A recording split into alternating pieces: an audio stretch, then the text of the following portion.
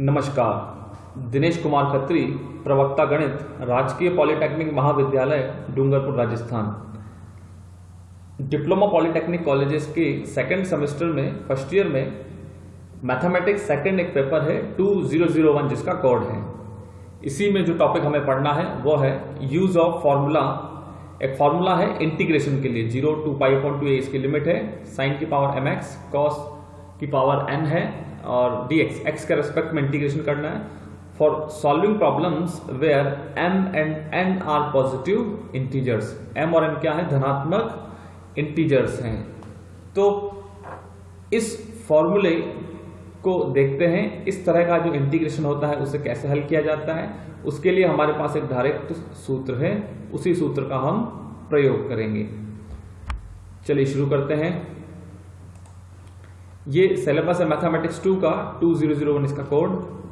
Second chapter integral calculus and differential equation. इसमें ये जो सेक्शन है sub section 2.3 use of formulas, यही वाला जो सेक्शन 2.3 ये हमें पढ़ना है। सेक्शन 2.1, 2.2 और 2 ये पहले के वीडियो में कवर हो चुके हैं। आज इस वीडियो में हम कवर करेंगे सेक्शन 2.3 यूज ऑफ फॉर्मूला। इस इंटीग्रेशन के लिए क्या फॉर्मूला है वो हम देखते हैं। तो चलिए शुरू करते हैं।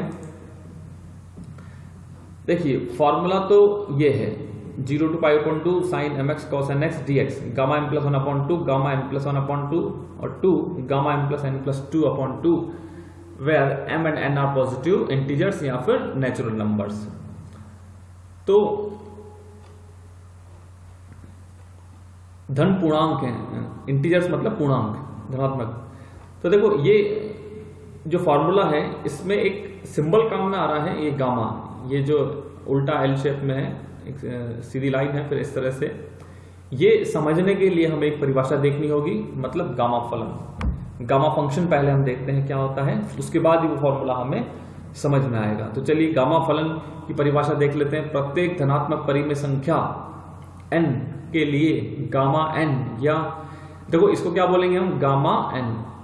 इसको इसका प्रोनाउंसिएशन कैसे होगा, गामा n। ये इस तरह का एक सिंबल है, इसी को गामा बोला जाता है और इसके अंदर n लिखा हुआ है, तो इसको हम बोलेंगे गामा n। निम्न प्रकार परिभाषित है। अब इस गामा n का मतलब क्या है? एक इंटीग्रेशन है। ये किसके बराबर है? एक इंटीग्रल के बराबर है जिसकी लिमिट है 0 to ∞ e⁻⁻x और x की घात n-1 dx। जिस वेरिएबल के सापेक्ष समाकलन किया गया है उसी वेरिएबल x की घात n-1 है और वही वेरिएबल e की पावर में है माइनस साइन के साथ -x। तो जब भी गामा n कहा जाएगा तो ये इसकी वैल्यू होगी एक इंटीग्रेशन के रूप में। तो चलिए ये तो परिभाषा हो गई, लेकिन इसका जो एप्लीकेशन है रिलेटेड गामा की वैल्यूज कैसे निकाली जाती है नंबर्स के लिए, वो हम देखते हैं। तो इसके लिए एक पुनरावृत्ति सूत्र है, रिकरेंस रिलेशन, गामा n + 1 बराबर n गामा n। ये सूत्र हमें ध्यान रखना है। तो देखिए इसको हम करते हैं। देखिए जो सूत्र है वो क्या है,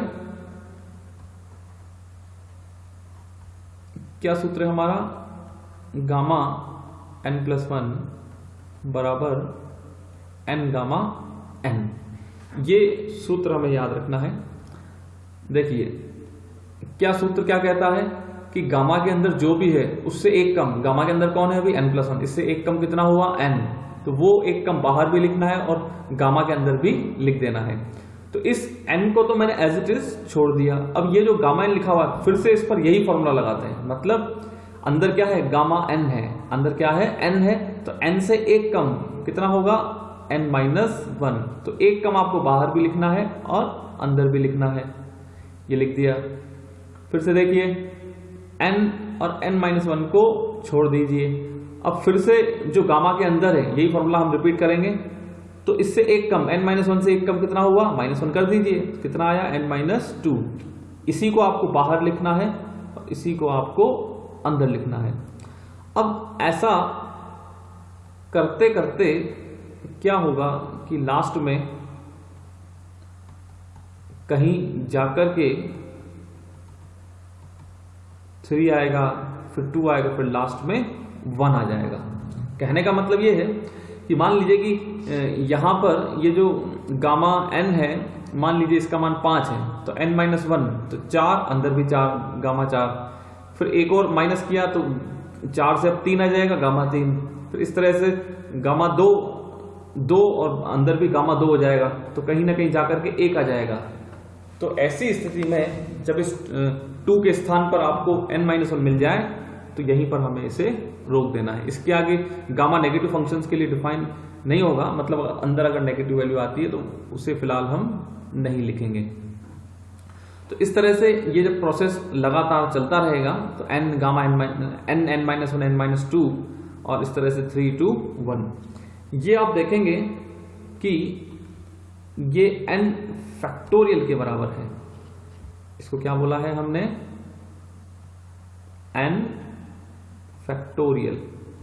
फैक्टोरियल नोटेशन के बारे में हम ऑलरेडी पढ़ चुके हैं, ठीक है। तो इसे हमने क्या बोला है? n factorial. तो कहने का तात्पर्य यह है कि जो सूत्र है वो क्या आया?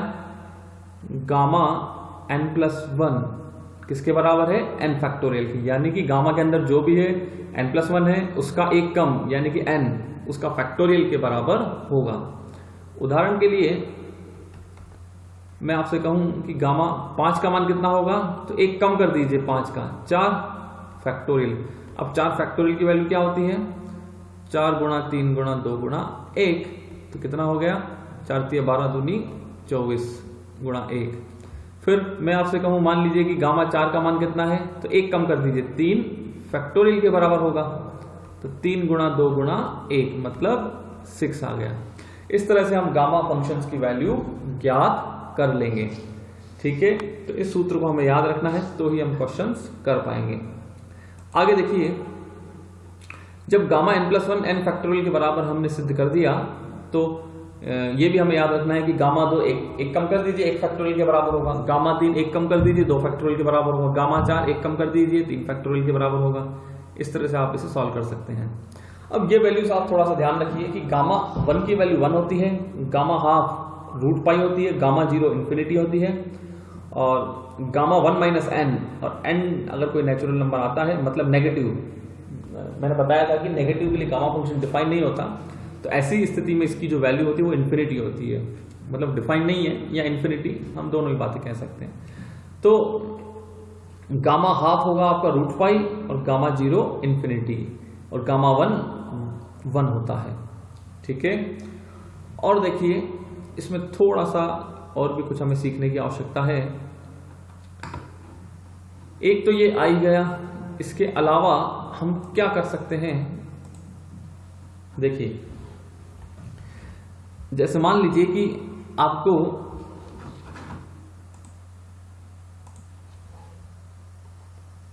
गामा 1/2 की तो वैल्यू मिल ही चुकी है, कितनी है?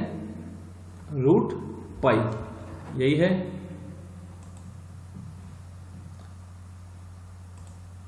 फिर से देखिए, अब मान लीजिए कि मुझे जो वैल्यू फाइंड करनी है वो फाइंड करनी है गामा 3/2 की।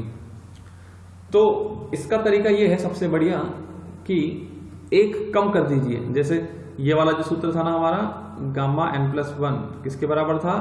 n गामा n के। अब फ्रैक्शन की स्थिति में फैक्टोरियल का फॉर्मूला वर्क नहीं करेगा। फैक्टोरियल का फॉर्मूला क्या कहता है? फैक्टोरियल का फॉर्मूला ये कहता है कि गामा n+1 किसके बराबर होगा? n फैक्टोरियल के, मतलब एक कम कर दीजिए। तो गामा 3/2 से एक कम करेंगे तो 1/2 बचता है। 1/2 का कोई फैक्टोरियल नहीं होता, तो ये फैक्टोरियल वाला फॉर्मूला नहीं लगेगा। तो ऐसी स्थिति में आपको गामा फलन ही काम में लेना होगा। कैसे काम में लोगे? n+1 किसके बराबर होगा? n गामा n के बराबर। तो 3/2 से एक कम करिए, ये देखिए 3/2 माइनस 1 कर दिया मैंने, तो कितना आएगा? देखो 2 एलसीएम आया 3, इसके बटे में कुछ नहीं है तो 1 माना जाएगा। 2 बार गया तो 2 × 1 2, कितना बचा? 1/2। तो जैसे ही मैंने 3/2 में से 1 कम किया तो क्या बचा? 1/2, और अंदर भी कितना आ गया? 1/2। अब गामा 1/2 की तो वैल्यू स्टैंडर्ड है, ये आपको ध्यान रखनी है, कितनी? रूट पाई बटे 2। फिर देखिए, मान लीजिए कि अगर गामा 5/2 लिखा हुआ है तो इसमें से जब आप एक कम करेंगे 5/2 में से तो वो आता है 3/2, और 3/2 अंदर भी बचता है 3/2, एक कम करने पर। फिर 3/2 को तो हम ऑलरेडी सॉल्व कर चुके हैं ऊपर वाले क्वेश्चन में। ये किसके बराबर आया, हाफ गामा हाफ। तो इस गामा हाफ की वैल्यू तो आप रख दीजिए √π, और साथ में क्या है 3 भी गुणा में आ रहा है, और नीचे हो गया 2 दूनी 4, तो 3/4 √π इसकी फाइनल वैल्यू आ गई।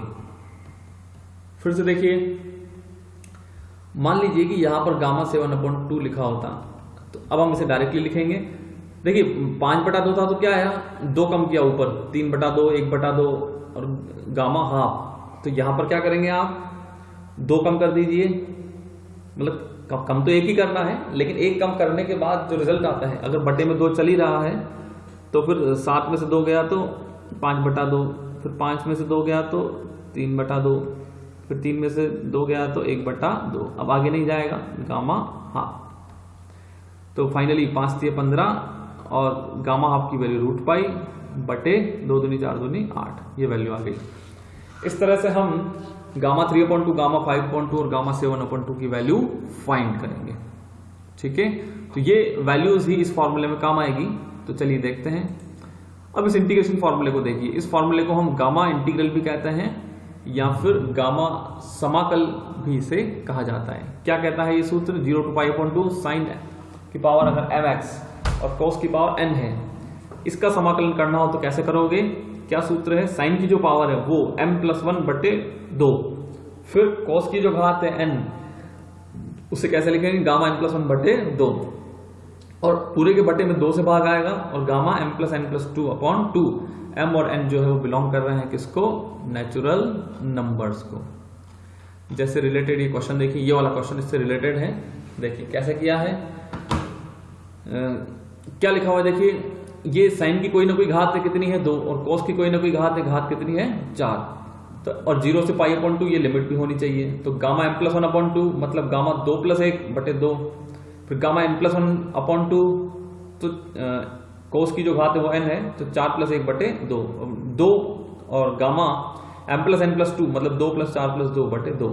इसे सॉल्व करिए, ये गामा 3/2, ये गामा 5/2, और 2 और ये 2 4 और 2 मिलकर के 8/2। तो ये देखिए, अब गामा 3/2 और गामा 5/2 की वैल्यू अभी अभी हमने फाइंड की थी। गामा 3/2 ये रहा, और गामा 5/2 ये रहा। तो ये वैल्यूज जो हमने फाइंड की, ये आपको यहां पर रखनी है। तो जब आप ये वैल्यू रखोगे और नीचे क्या आ गया, 8 में 2 का भाग गया तो गामा 4। अब गामा 4 तो आप 3 फैक्टोरियल की फॉर्म में फाइंड कर सकते हैं। चूंकि ये फ्रैक्शन नहीं है तो भिन्न नहीं होने के कारण आप फैक्टोरियल की फॉर्म में से प्राप्त करेंगे। 4 किसके बराबर हुआ, गामा 4 3 फैक्टोरियल के बराबर। अब यहां से गामा हाफ 2 बार, तो √π आ जाएगा, तो √π का स्क्वायर हो गया, √π का स्क्वायर वापस पाई हो गया, और सॉल्व करने पर फाइनली ये वैल्यू हमें मिल जाती है। एक और क्वेश्चन हम देखते हैं। देखिए, जैसे मान लीजिए कि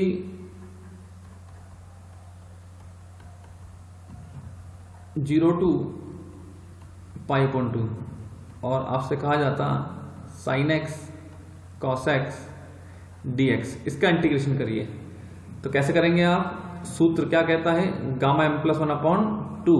तो m क्या है, साइन की घात, और n क्या है, cos की घात। यहां पर साइन की घात भी 1 है और cos की घात भी 1 है। तो गामा m+1/2, तो ये m मतलब 1 + 2, सॉरी m+1/2 आएगा।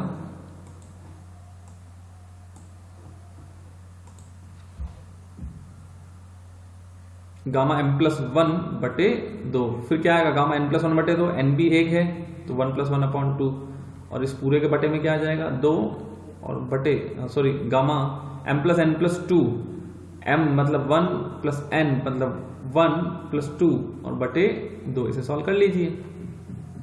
ऊपर कितना होगा, 1 और 1 2, 2 में 2 का भाग गया तो गामा 1। फिर देखिए इधर भी 1 + 1 2/2 1 आया, और नीचे कितना आ जाएगा, देखो 1 + 1 + 2 यानी कि 4/2, तो गामा 2। अब गामा 1 का मान तो 1 ही होता है, थोड़ी देर पहले हमने देखा था। ये सूत्र आपको याद रखने के लिए भी मैंने कहा है। देखिए गामा 1 का मान कितना है, 1 है। तो गामा 1 का मान 1, गामा 1 का मान फिर से 1, 2 और गामा 2 किसके बराबर, 1 कम कर दीजिए और फैक्टोरियल की फॉर्म में 1 फैक्टोरियल, अब 1 फैक्टोरियल का मान वापस से 1, तो फाइनल वैल्यू आती है 1/2। इस तरह से आप ये वैल्यूज फाइंड कर सकते हैं। अब मान लीजिए कि क्वेश्चन कुछ इस तरह से 0 से π/2 sin की पावर 3 dx, मतलब इस क्वेश्चन में कॉस नहीं है, इस क्वेश्चन में कॉस की कोई भी टर्म नहीं है। तो कॉस की कोई भी टर्म नहीं है तो कॉस की पावर आप 0 मान सकते हैं, क्योंकि किसी की पावर 0 का मान 1 होता है।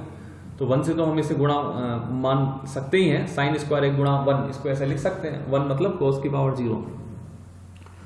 तो n का मान आप लीजिए 0 और m का मान लीजिए 2। तो क्या कहता है सूत्र, गामा m + 1/2, मतलब ये m + 1/2, और क्या कहता है गामा n + 1/2, तो n का मान 0 + 1/2 और बटे में क्या आ जाएगा 2, गामा m + n + 2, मतलब 2 + 0 + 2/2। सॉल्व कर लीजिए इसे। ऊपर कितना हो गया गामा 3/2 और इधर कितना हो गया गामा 1/2 और बटे में 2 और 2 + 2 4/2, तो गामा 2। इसे सॉल्व करिए, कितना आएगा देखो, गामा 3/2 जो वैल्यू है वो कैसे मिलेगी, 1/2 और गामा हाफ 2 बार है तो गामा हाफ का स्क्वायर, तो मतलब √π का स्क्वायर। तो ये आपका पाई बन गया और नीचे कितना आ गया, ये 2 तो ऑलरेडी है ही, और गामा 2 की वैल्यू हो जाएगी 1 फैक्टोरियल, तो ये फाइनली 1 से गुणा होकर के π/4 हो जाएगा। इस तरह से ये वैल्यूज आप फाइंड कर सकते हैं। नेक्स्ट देखिए,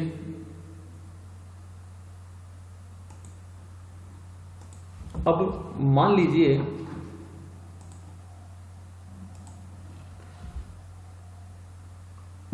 कि जो क्वेश्चन है हमारा वो इस तरह से है कि लिमिट आपको दी गई है 0 से π/2 और cos स्क्वायर x dx। अब साइन की कोई घात नहीं है तो m का मान आप 0 मान लीजिए, तो 0 + 1/2 गामा m + 1/2 और गामा n + 1/2 तो गामा 2 + 1/2 और बटे में कितना आ गया 2 गामा m + n + 2, मतलब m का मान 0, n का मान 2 + 2 और बटे 2। इसे सॉल्व कर लीजिए। ऊपर तो क्या एक टर्म पड़ी आपकी गामा हाफ और ये कितना हो गया गामा 3/2 बटे 2, अब 2 + 2 4/2 तो ये गामा 2। इसे सॉल्व कर लीजिए। गामा हाफ मतलब √π और गामा 3/2 की वैल्यू एक कम कर दीजिए 1/2 गुणा गामा हाफ की वैल्यू फिर से √π, फिर बटे 2 गामा 2 1 फैक्टोरियल के बराबर, 1 फैक्टोरियल आपका 1 के बराबर, तो √π मिलकर के पाई हो गया 1/2 और ये नीचे वाला 2 मिलकर के 1/4 पाई और बटे में जो 1 है 1 फैक्टोरियल इसकी वैल्यू 1 ही आती है, तो फाइनल वैल्यू क्या आई π/4। तो इस तरह से हम प्रॉब्लम्स में इस तरह के फॉर्मूलोज का यूज कर सकते हैं। तो चलिए इस वीडियो में इतना ही, थैंक यू।